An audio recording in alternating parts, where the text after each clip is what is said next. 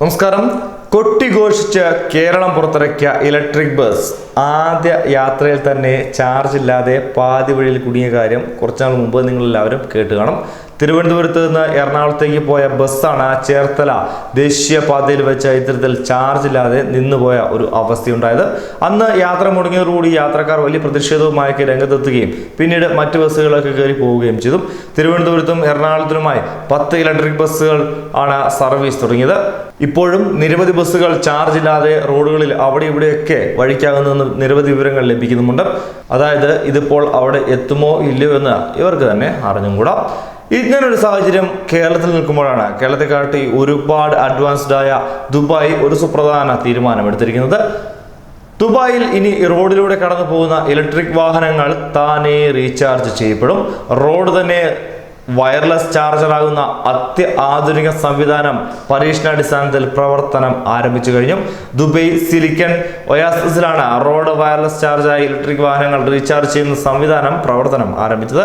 Shaped magnetic field in resonance അഥവാ SMFKR എന്ന സാങ്കേതിക വിദ്യ ഉപയോഗിച്ചാണ് കടന്നു പോകുന്ന വാഹനങ്ങൾ ചാർജ് ചെയ്യപ്പെടുക.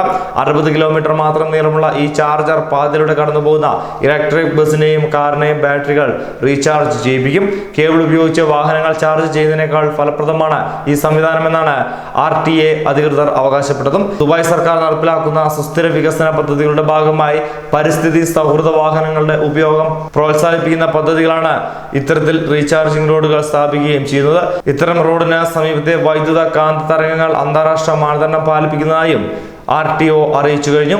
ഈസ്റ്റിലെ ആദ്യ സമ്പൂർണ്ണ ഇലക്ട്രിക് ബസ് അബുദാബിയിൽ നിന്ന് തന്നെയാണ് തുടങ്ങിയത്. അബുദാബി ട്രാൻസ്പോർട്ട് വകുപ്പ്, ഹഫിലാത്ത് ഇൻഡസ്ട്രിയൽ, LSC സിമന്റ് എന്നിവയുമായി ചേർന്ന് മസ്ദറാണ് ഇലക്ട്രിക് ബസ് ആരംഭിച്ചിരിക്കുന്നത്. Marina mall, Abu Dhabi central bus station, Masdar city എന്നിവയിൽ നിന്ന് 6 സർവീസുകളാവും ഒരുപക്ഷെ ഇവർ നടത്തുക. മാർച്ച് അവസാനം വരെ ബസ് സർവീസ് സൗജന്യമാണ് എന്ന പ്രത്യേകതയുമുണ്ട്.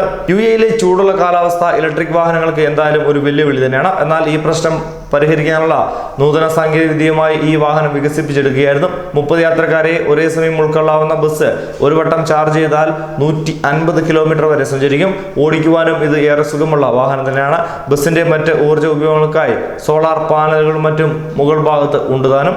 കേരളത്തിലും ദീർഘദൂര ബസ് സർവീസ് നടത്തും മുമ്പ് വേണ്ടത്ര പഠനങ്ങൾ നടത്താതെയാണ് ഈ കാര്യങ്ങൾ ഇംപ്ലിമെന്റ് ചെയ്തെന്നുള്ള പരാതി പണ്ട് മുതലേ ഉണ്ട്. കേരളത്തിലെ ബസ്സുകൾക്ക് ഒരു പ്രത്യേകതയുണ്ട്. തിരുവനന്തപുരത്ത് നിന്ന് എറണാകുളത്തേക്ക് എത്തിയാൽ എത്തി, അതായത് കൃത്യം അത്രയും ദൂരം പോകാനുള്ള ചാർജ് മാത്രമേ വാഹനത്തിനകത്ത് ഉണ്ടാവുകയുള്ളൂ. അതുകൊണ്ട് തന്നെ എവിടെയെങ്കിലും ബ്ലോക്കോ അല്ലെങ്കിൽ കൃത്യമായി നിശ്ചയിച്ച സമയത്ത് ഓരോ ജംഗ്ഷനുകളിലും പാസ്സായില്ലെങ്കിൽ ഈ ബസ് ഒരു കാരണവശാലും എറണാകുളത്ത് എത്തില്ല എന്ന് ഡ്രൈവർമാർ തന്നെ തുറന്നു പറയുന്നു. ഇലക്ട്രിക് ബസ് യാത്രയുടെ അനുഭവം അറിയുവാൻ കന്യാത്രയിൽ തന്നെ നിരവധി പേരാണ് ടിക്കറ്റ് എടുത്ത് ഈ ബസ്സിൽ കയറി ചമ്മി നാറി നാണം കെട്ടുപോയത്. കാരണം വിമാനത്താവളത്തിൽ നിന്ന് എറണാകുളത്തേക്ക് പോകുന്ന ആൾക്കാരും ഈ ബസ്സിലുണ്ടായിരുന്നു. ഇവരെല്ലാം വൈറ്റ്ല ജംഗ്ഷൻ വരെ എത്തിപ്പെടുകയും എന്നാൽ അവിടെ വെച്ച് ബസ്സിന്റെ ചാർജ് തീർന്നതോടുകൂടി വഴിയിൽ ഇറങ്ങി മറ്റു ബസ്സിൽ പോകേണ്ട ഒരു വൃത്തികെട്ട അവസ്ഥയുമാണ് ഉണ്ടായിരിക്കുന്നത്. ഇലക്ട്രിക് ബസിന്റെ കമ്പനി പ്രതിനിധികൾ നേരിട്ടെത്തിയാണ് അന്ന് ആ ബസിന്റെ ചാർജ് ചെയ്ത് വാഹനം മുന്നോട്ടെടുത്തത്. ന്യൂസ് ഡെസ്ക് പ്രവാസി മലയാളി.